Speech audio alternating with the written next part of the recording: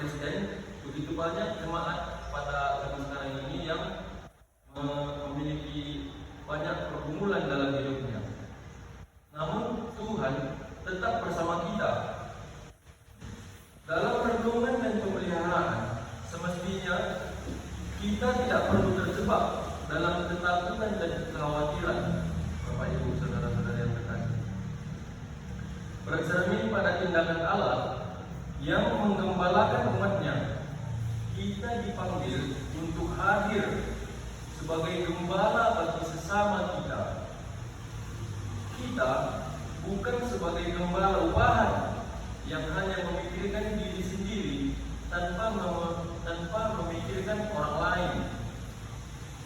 Kita diminta untuk terlibat menjamin kelangsungan hidup bersama dengan turut memperhatikan dukungan, perhatian, dan kasih.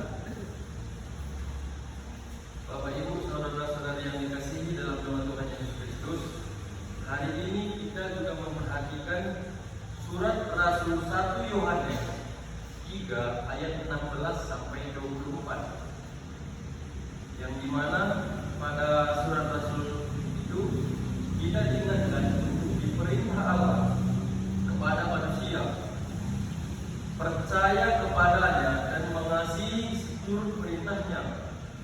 Mengasihi Bapak Ibu bukan hanya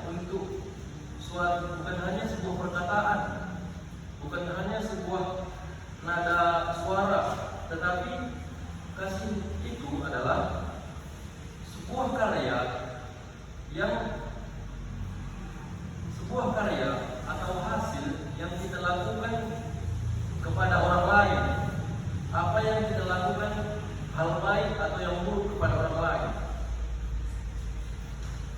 Kasih membuat kita hadir bagi sesama kita dan senang hati, terutama bagi mereka yang menderita. Sebagai pengikut Kristus yang menggembalakan sesama kita, kita juga harus bijaksana dalam berbagai tantangan dan hambatan.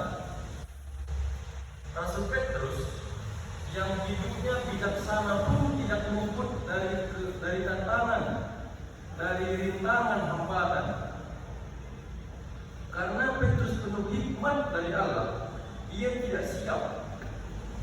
Ia selalu menghadapi semua tantangan dan rintangan itu karena seizin dari Tuhan, seizin dari Allah. Karena itu semua seturut dengan kehendak Allah. Ia tidak gentar meski ia harus ditangkap dan masuk ke dalam penjara. Petrus pun tidak gentar meski harus berhadapan dengan sebuah sidang para besar. Coba Bapak Ibu renungkan mengapa hal tersebut dapat terjadi.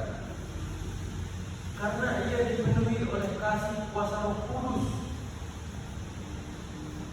Hikmat membuat Petrus dengan rendah hati menguasai bahwa semua pencapaian yang dikerjakannya bukanlah karena kehendaknya, namun karena otoritas Kristus.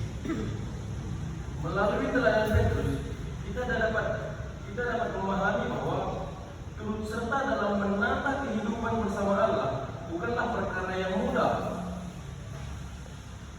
Gerak Sang Gembala Agung dalam menata kehidupan begitu nyata dalam hidup kita. Dalam sepanjang kehidupan kita, dengan kekuatan kasih, Dia mau memastikan bahwa Tuhan dapat menjamin